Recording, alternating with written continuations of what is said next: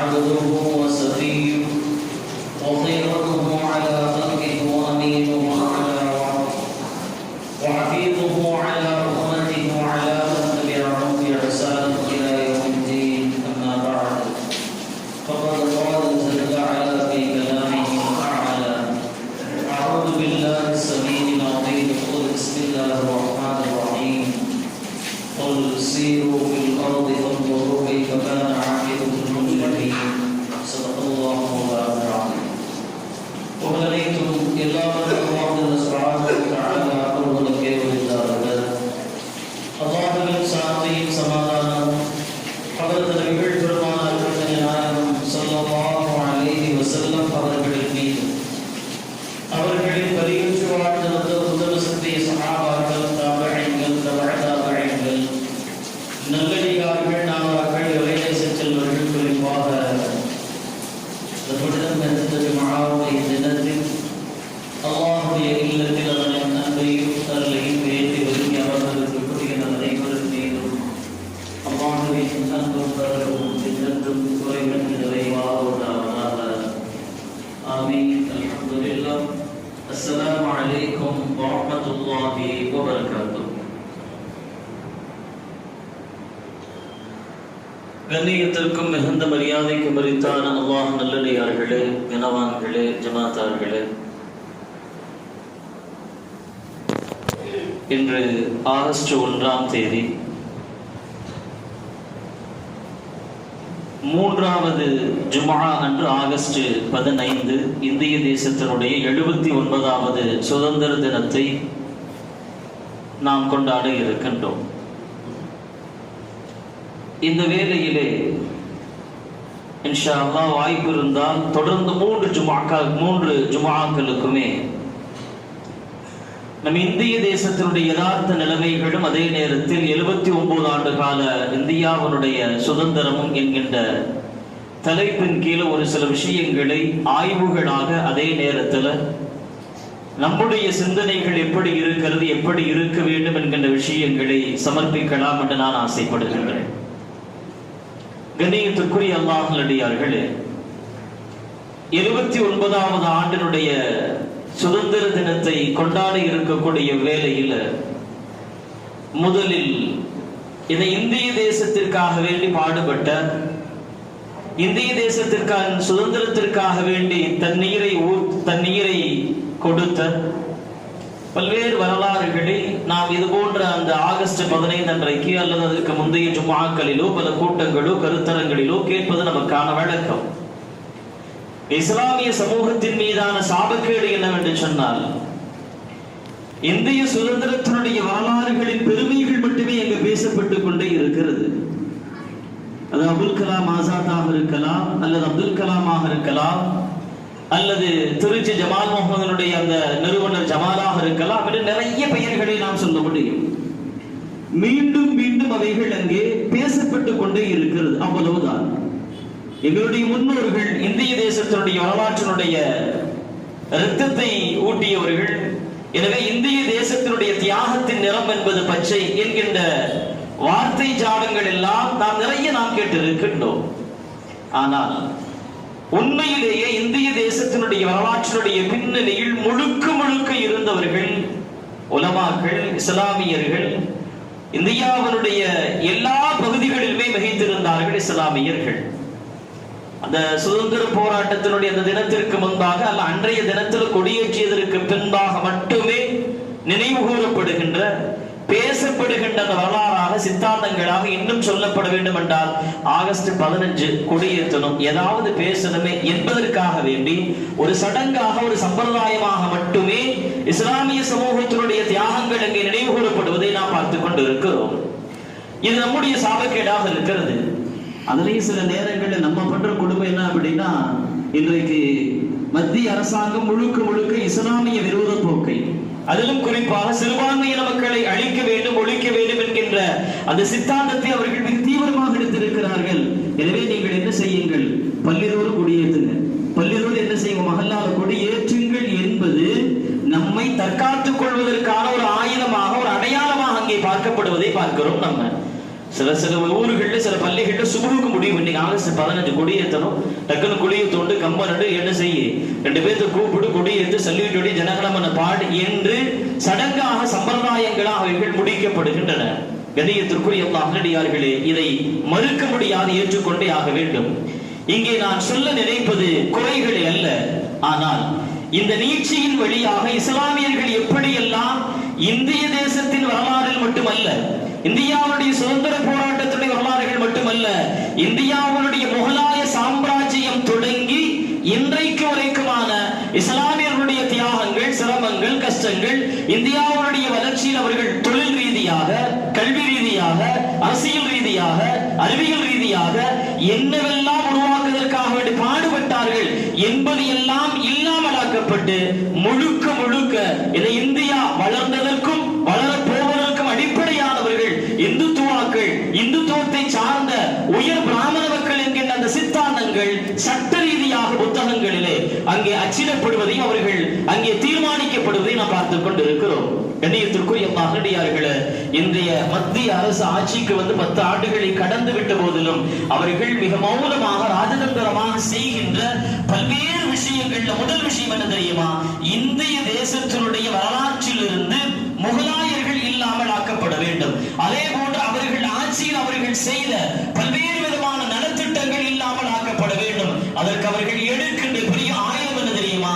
முகலாயர்கள் அவர்கள் இந்த தேசத்தில் முதலில் ஆட்சி செய்யவில்லை என்கின்ற சித்தாந்தங்கள் வைக்கப்பட்டது. அது வரலாறு ரீதியாக எதிர்ப்பை சந்திக்கின்ற நேரத்தில் அடுத்த கருத்திற்கு முன்வருகிறார்கள் இன்றைய மத்திய அரசாங்கம். அவர்கள் முழுக்க முழுக்க இந்து விரோதிகள். பள்ளிகளை இடித்தார்கள், கோயில்களை இடித்தார்கள், அங்கே பள்ளிகளை கட்டினார்கள். இந்த விரோத போக்கு என்பது இந்த இந்திய தேசத்திலே வாழுகின்ற சகோதர சமயத்தவர்களுக்கு முகலாயர் பாபர் தொடங்கி 2ஆம் பகதூர் ஷா வரைக்கும் உண்டான இந்தியாவுடைய 700 ஆண்டு கால ஆட்சி என்பது முழுக்க முழுக்க அந்த சகோதர சமயத்தினுடைய உள்ளத்துல ஒரு முஸ்லிம் விரோத போக்காக முழுக்க முழுக்க எதிர்த்தனமாக அங்கே உருவாக்கப்பட்டு அங்கு இருந்து அவர்கள் அரசியல் தொடங்கி இந்தியா என்பது அது இந்துக்களுக்கான நாடு, இந்தியா என்பது முழுக்க முழுக்க யாரால் கட்டமைக்கப்பட்டது? நம்முடைய முன்னோர்களால், தெய்வங்களால் கட்டமைக்கப்பட்டது என்கின்ற சித்தாந்தங்கள் பேசப்பட்டு வந்த நிலையில அங்கும் இங்குமாக அவர்களின் கட்சிகளை சார்ந்த சில தலைவர்களால் முன்மொழியப்பட்டு வந்த நிலையில இன்றைக்கு இந்திய தேசத்திலே மிக உயர்ந்த பாடப்புத்தகமாக பார்க்கப்படுகின்ற NCERT நம்ம படிக்கிற ஸ்டேட் போர்டு புக் நம்ம படிக்கிறோம், நம்ம CBSE சிலபஸ் வச்சிருக்கிறோம். அதிலும் அதை விட உலக தரம் வாய்ந்த இந்தியாவுடைய ரிசர்ச் புத்தகமாக LKG இருந்து +2 வரைக்கும் NCERT என்கின்ற ஒரு சிலபஸ் இருக்கு. இன்றைக்கு அந்த சிலபஸில் முழுக்க முழுக்க முகலாயர்கள் தொடங்கி அத்தனை விஷயங்களும் வரலாற்று ரீதியாக மாற்றப்பட்டிருக்கிறது, அல்லது அழிக்கப்பட்டிருக்கிறது, அல்லது நீக்கப்பட்டிருக்கிறது, அல்லது குற்றங்கள் குறைகள் அங்கே மறைக்கப்பட்டு அவைகளுக்கு நல்ல விஷயங்கள் கற்பிக்கப்பட்டிருப்பதை நாம் பார்த்துக் கொண்டிருக்கிறோம். ஆனால் இதை எல்லாம் தாண்டி நாம் ஆகஸ்ட் 15 என்பதை கடந்து வந்த வரலாற்றை மட்டுமே பேசி நாம் பெருமைப்பட்டுக் கொள்கிறோமே தவிர அதையெல்லாம் தாண்டி இன்றைக்கான நம்முடைய யதார்த்த வரலாறுகள், கள நிலவரங்கள் எப்படியெல்லாம் இல்லாமல் ஆக்கப்படுகிறது என்பதை நாம் பார்க்க முடிகிறது. மோடி அரசாங்கம் ஆட்சியில் வந்த உடனேயே அவர்களுக்கான பணிகளில் முதல் பணி இன்று வரைக்கும் ஒன்று தீவிரமாக இருக்கிறார்.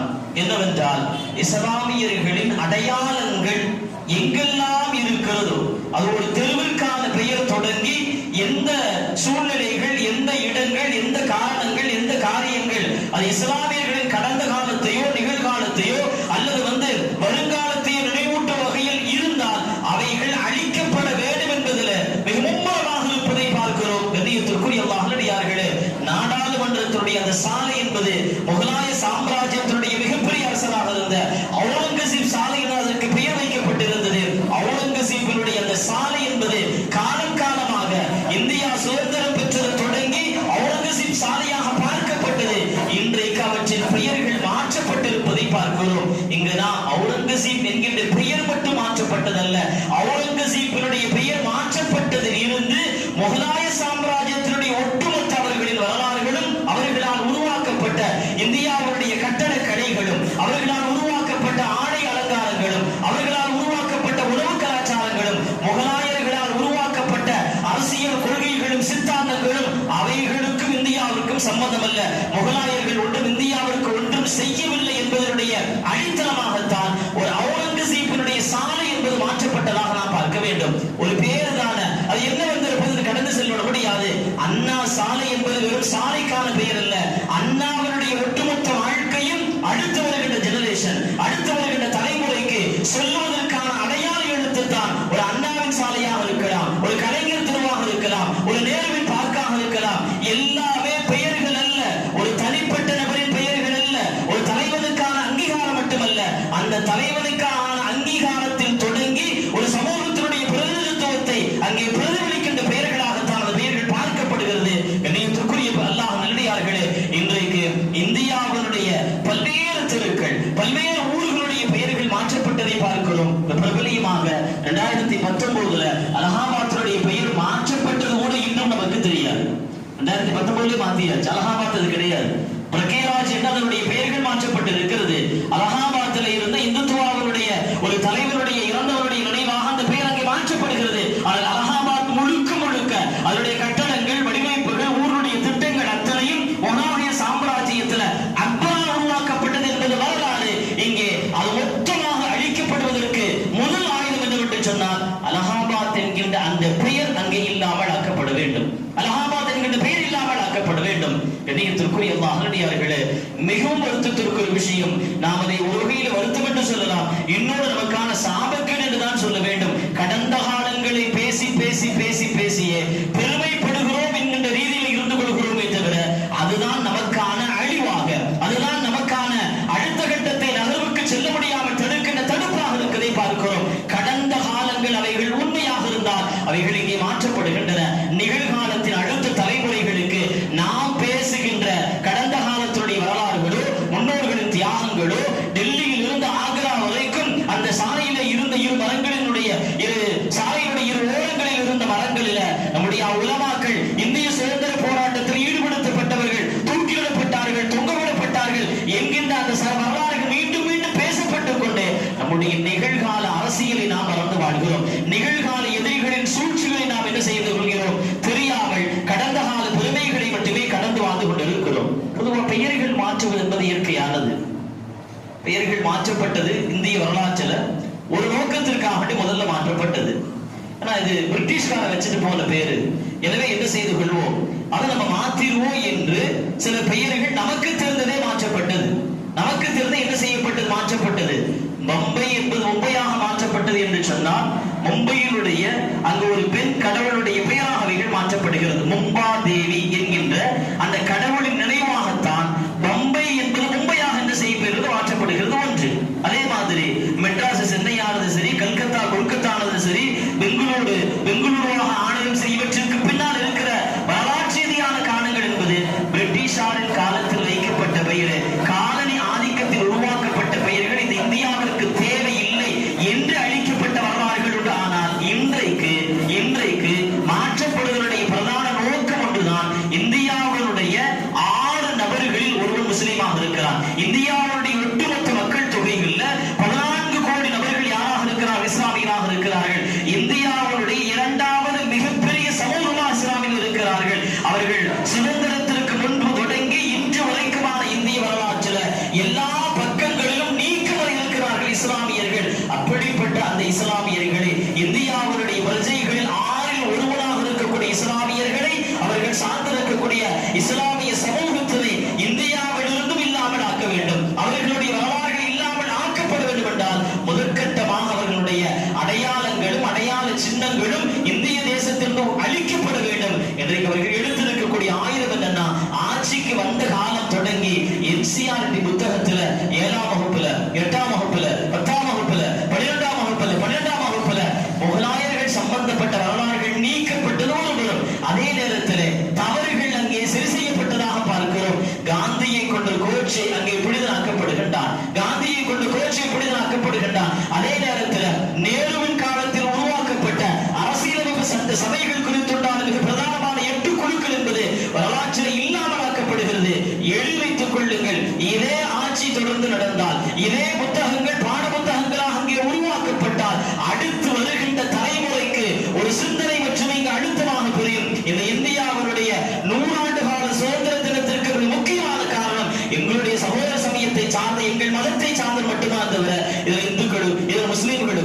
மற்ற மதத்தினருக்கு சம்பந்தம் இல்லை என்கின்ற அழுத்தமான விஷயம் அங்கே பதிவு செய்யப்படுவதை பார்க்கிறோம்.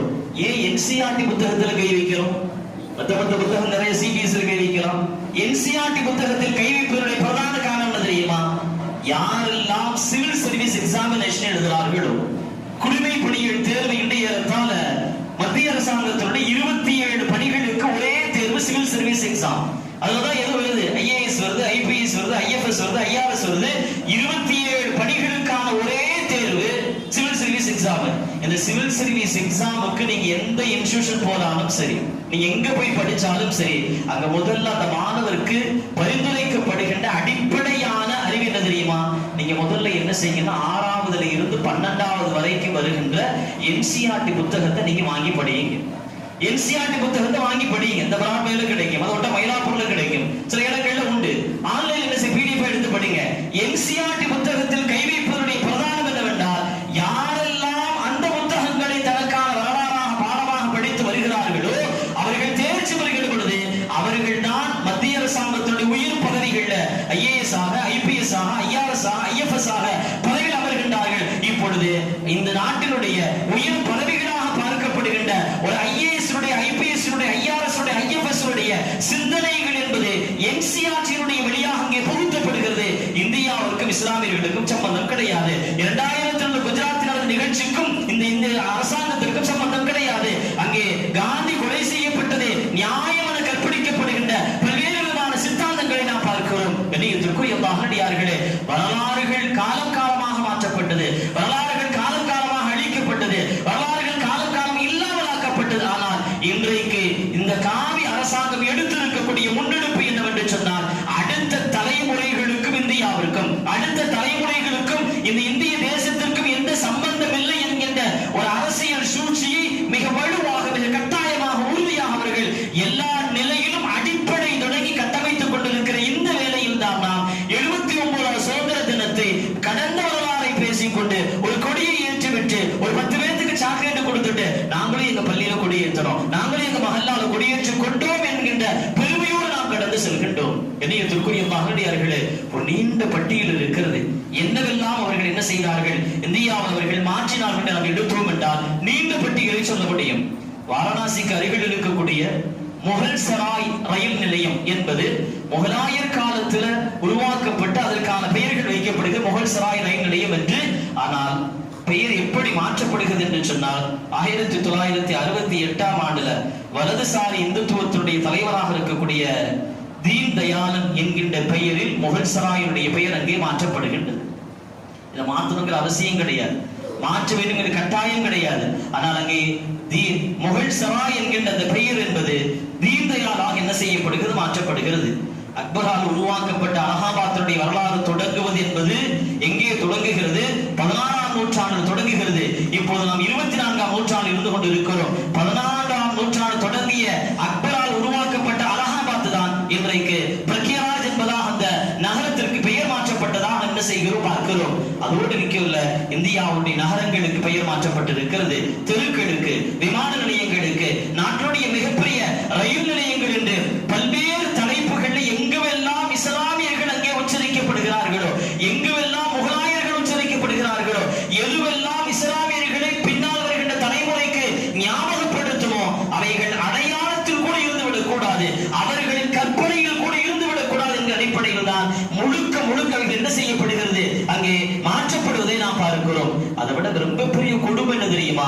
இன்றைக்கான மத்திய அரசாங்கத்தினுடைய அந்த கட்சியில் ஒரு பிரிவு ஒன்று இருக்கிறது.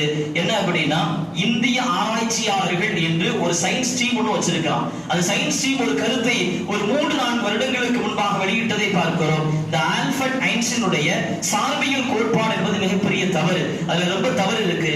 ஆனால் இந்த உலகத்துல இந்த இந்தியாவில் இருந்துதான் உலகத்திற்கு அறிவியல் பிறந்தது என்று சொல்லிக்கொண்டு அவர்கள் சொல்லுகின்ற அந்த சித்தாந்தங்களை பார்க்கிறோம். எங்களுடைய இந்து கடவுள்கள் தான் விமானங்களையும் சோதனை குழாயின் மூலமாக குழந்தைகள் பெற்றெடுக்கக்கூடிய அறிவியலையும் இந்த உலகத்திற்கு அவர்கள் தந்தார்கள் என்கின்ற சித்தாந்தங்களை வலுவாக அங்கே வைக்கப்படுவதை பார்க்கிறோம். அதற்கான ஆதாரங்களோ அதற்கான அடிப்படைகளோ எந்த இடத்திலும் இல்லாத போதிலும் கூட கொடுமை என்னவென்றால், இவை தவறென்று படித்தவனுக்கு தெரிந்த போதிலும் கூட தவறை தவறென்று வெளிப்படையாக சொல்வதற்கு துணிச்சலோ அல்லது அதை வெளிப்படுத்துவதற்குண்டான காரண காரியங்களோ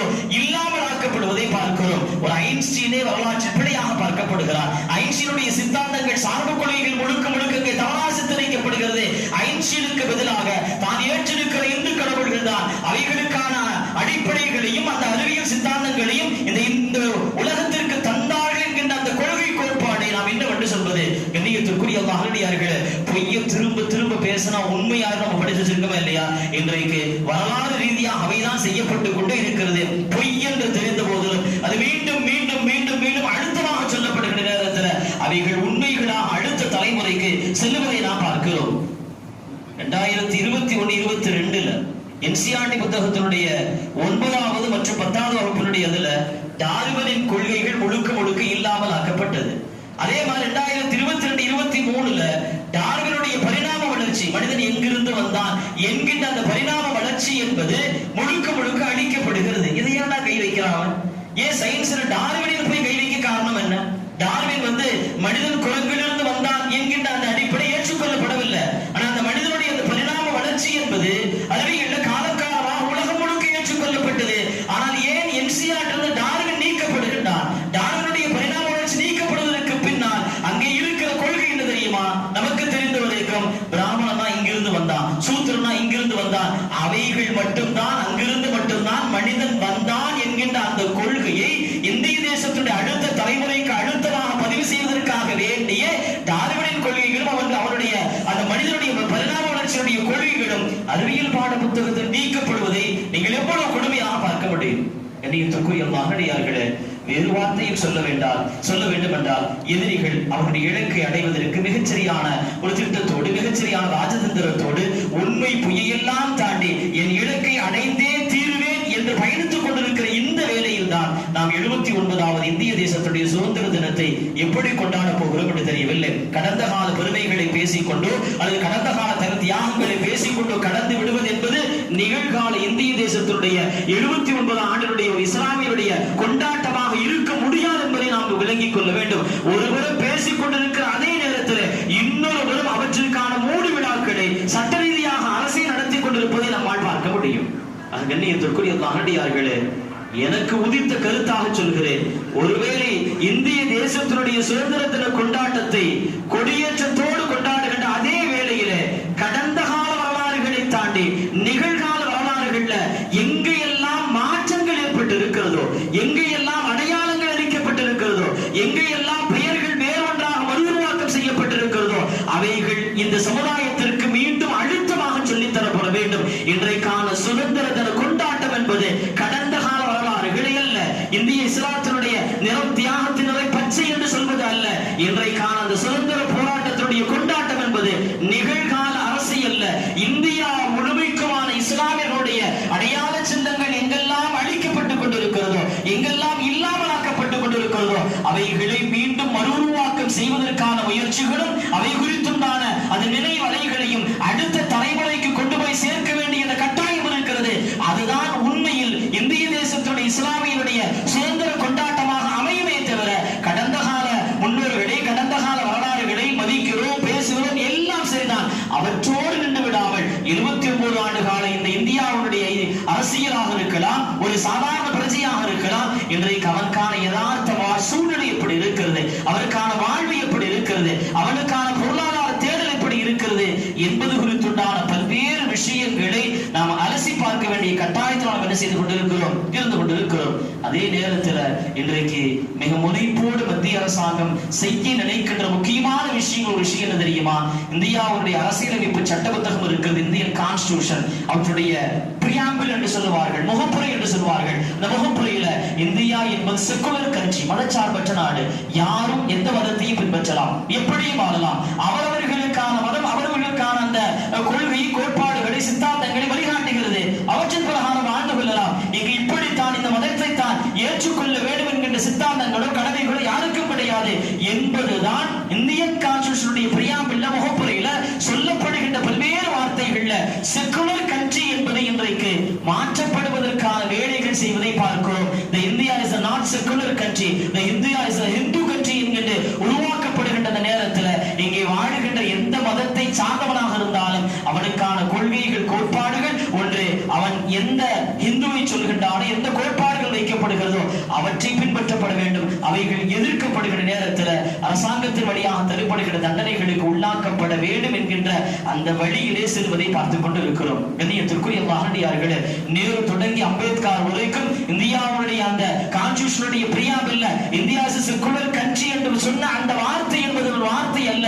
இந்தியாவில எல்லா மக்களும் வேற்றுமையில் ஒற்றுமையாக சந்தோஷமாக எப்படியும் வாழலாம் என்கின்ற அந்த சித்தாந்தங்கள் இங்கு அழிக்கப்பட்டு இது முழுக்க முழுக்க இந்தியாவுடைய பெயர் தொடங்கி கொள்கை வரைக்கும் வணக்க வழிபாடுகள் வரைக்கும் ஒரு யூனிஃபார்மிட்டியா இப்படிதான் இருக்கணும் என்பதை நோக்கி நகர்கின்ற அந்த அரசியல் செயல்பாடுகளை ராஜதந்திரமாக நடக்கின்ற அந்த விஷயங்களை சற்று ஆய்வுகளோடு பார்த்தோம் அப்படின்னா நமக்கு நன்றாகவே தெரியும். கண்ணியத்திற்குரிய அல்லாஹ்வினடியார்களே, அல்லாஹ் சுப்ஹானஹு வ தஆலா குர்ஆன்ல சொல்லி காட்டுகிறார், குல் சீரு ஃபில் அர்தி ஃபதுரு கைஃப கான ஆகிபத்துல் முஜ்ரிமீன். நபியே, உங்க உம்மத்துக்கு நீங்க சொல்லுங்க, இந்த உம்மத்து என்ன செய்யட்டும், உலகம் முழுமைக்கு போய் சுற்றி பார்க்கட்டும். சுற்றி பார்க்கனா டூர் போணுமா? இல்ல, குல் சீரு ஃபில் அர்தி, பூமியில் நீங்கள் பல பகுதிகளுக்கு நீங்கள் போங்க. போய் யாரை பாருங்கள், யார் அல்லாஹ் ரசூலை ஏற்றுக்கொள்ளவில்லையோ, யாரெல்லாம் இந்த உலகத்தில் அல்லாஹ் ரசூலை எதிர்த்தார்களோ அவர்கள் எப்படி இல்லாமலாக்கப்பட்டார்கள், எப்படி அழிக்கப்பட்டார்கள், அவர்களுக்கான உச்சபட்ச தண்டனைகளாக இறைவன் எவற்றை கொடுத்தான் என்பதன் வழியாக ஒரு முஃமின் தனக்கான ஈமானை பலப்படுத்திக் கொள்ளட்டும், தனக்கான இஸ்லாத்தை பலப்படுத்திக் கொள்ளட்டும் என்பதற்காக வேண்டிதான் அல்லாஹ் சொன்னான், உலகத்தின் பல பகுதிகளுக்கு நீங்கள் சென்று வாருங்கள் அல்லாஹ் சொன்னானே. அவைகள் முழுக்க முழுக்க வரலாறுகள். அந்த வரலாறின் வழியாக நாம் பயணப்பட்டு வந்த அந்த வாழ்க்கை வரலாற்றையும் நிகழ்காலத்தில் உண்மையாக அல்லாஹ் ரசூலுக்காக நாம் எப்படி இருக்க வேண்டும் என்கின்ற அந்த உறுதிப்பாட்டையும் அவைகள் தருவின் அடிப்படையில் தான் அல்லாஹ் உத்தரவாகவே சொல்கின்றான் நபிக்கு, குல் சீரு ஃபில் அர்தி ஃபதுரு கைஃப கான ஆகிபத்துல் முஜ்ரிமீன். பாவிகள் குற்றவாளிகளுக்கான தண்டனைகள் எப்படி இருந்தது, அவர்களின் இறுதியில் அழிவு எப்படி இருந்தது, உலகத்தில் செல்வத்தோடு இருமாப்போடு நபிகளால் நிறைய நபிகளை கொண்ட நிறைய அவர்கள் இருந்தார்கள், அவர்களின் இறுதி நிலைமை எப்படி இருந்தது என்று அவர்களை பார்க்க சொல்லுங்கள் என்று அல்லாஹ் சொல்வதன் வழியாக நமக்கான பாடம் என்னவென்று சொன்னால், ஒரு சமூகம் தனக்கான முன் உள்ள அந்த வரலாற்றை மிகச்சரியாக பாதுகாக்க வேண்டும். பாதுகாக்க தவறிவிட்டால் இந்த சமூகத்தினுடைய தியாகங்களோ, இந்த சமூகத்தினுடைய கடந்த காலத்தினுடைய முன்னெடுப்புகளோ, இந்த சமூகத்தால் உருவாக்கப்பட்ட முகலாயர்களால் உருவாக்கப்பட்ட கட்டடக்கலைகளாக இருக்கலாம், உணவாக இருக்கலாம், ஆடைகளாக இருக்கலாம், அவைகள் அத்துணையவே இல்லாமல் ஆக்கப்படுவது என்பது வெறும் முகலாயர்கள் இல்லாமல் ஆக்கப்படுவதல்ல, முகலாயர்கள் இல்லாமல் ஆக்கப்படுவதன் வழியாக இந்திய தேசத்துடைய இஸ்லாமியர்கள் இல்லாமல் ஆக்கப்படுவதுதான் அங்கே பிரதானமாக அடிப்படை அம்சமாக இருப்பதை பார்த்துக் கொண்டிருக்கிறோம். கண்ணியத்திற்குரிய அல்லாஹ்வினடியார்களே, வருகின்ற 79வது அந்த சுதந்திர தினத்துல இன்றைக்கு வெள்ளி, அடுத்த வெள்ளி போய் அதற்கு அடுத்த வெள்ளி நாம் என்ன செய்ய இருக்கிறோம், 79ஆம் ஆண்டுடைய சுதந்திரத்தை கொண்டாட இருக்கிறோம். கண்ணியத்திற்குரிய பெருமக்களே, இது சார்ந்த நிறைய விஷயங்களை நாம் தேடலாம், நிறைய கிடைக்குது. அது சார்ந்த விஷயங்களை நம்முடைய அடுத்த தலைமுறைக்கு சகோதர சமயத்தவர்களுக்கு கொண்டு போய் சேர்க்க வேண்டிய கட்டாயம் இருக்கிறது. ஒரு முன்னெடுப்பு மிக தீவிரமாக செய்யப்பட வேண்டும். ஒருவேளை இவர்கள் நம்பப்படாமல் கூட போகலாம், ஆனால் வருங்காலத்தில் இஸ்லாமியர்கள் இப்படி ஒரு சந்தேகங்களை எழுப்பி இருக்கிறார்கள், இப்படி ஒரு வாதத்தை வைத்து இருக்கிறார்கள். அப்படி என்றால் எங்கு தவறு நடந்திருக்கிறது என்பதற்கு யோசிப்பதற்கான ஒரு வழிவகுக்குமே என்று நம்ம மௌனமாக இருந்து விட்டால் எவனும் என்னமோ பண்ணிட்டு போறான், என்சிஆர்டி புத்தகத்துல மாத்திரா எனக்கு என்ன மௌனம் என்பது சம்மதமாக ஆகிவிட்டால் பின்னாடி நம்ம எந்த வரலாற்றை எப்படி கொண்டு வந்தாலும் அது யார் பேசினாலும் உங்கள் ஆதாரங்கள் என்பது முழுக்க முழுக்க புழுகு முட்டைகளாக பொய்களாக மட்டுமே பார்க்கப்படுமே தவிர இன்றைக்கான எதிர்ப்பு வாதங்கள் என்பது சட்ட ரீதியாக அதே நேரத்தில் மிக ஆழமாக அழுத்தமாக நாம் பதிவு செய்யப்பட வேண்டிய கட்டாயத்தில் இருக்கிறோம். எல்லாம் அல்லாஹ் சுப்ஹானஹு வ தஆலா அப்படியான அந்த உணர்வுகளை தருகின்ற பாக்கியத்தை அல்லாஹ் தந்தல் புரிவானாக. பெருமானா ஸல்லல்லாஹு கட்டுத்த துஆவை போல ரப்பே, எங்களின் பாவங்கள் குற்றங்களின் காரணமாக என்ன செய்து விடாதே, எங்களை அழிக்கின்ற எதிரிகளை எங்களின் மீது சாட்டி எங்களை அழித்து விடாதே, எங்களை மன்னித்து எங்களின் மீது கிருபை காட்டுவாயாக என்ற துஆவை அல்லாஹ்விடத்தில் கேட்டவனாக நிறைவு செய்கின்றேன். வ ஆகிரு தஅவானா அல்ஹம்துலில்லாஹ். அஸ்ஸலாமு அலைக்கும் வ ரஹ்மத்துல்லாஹி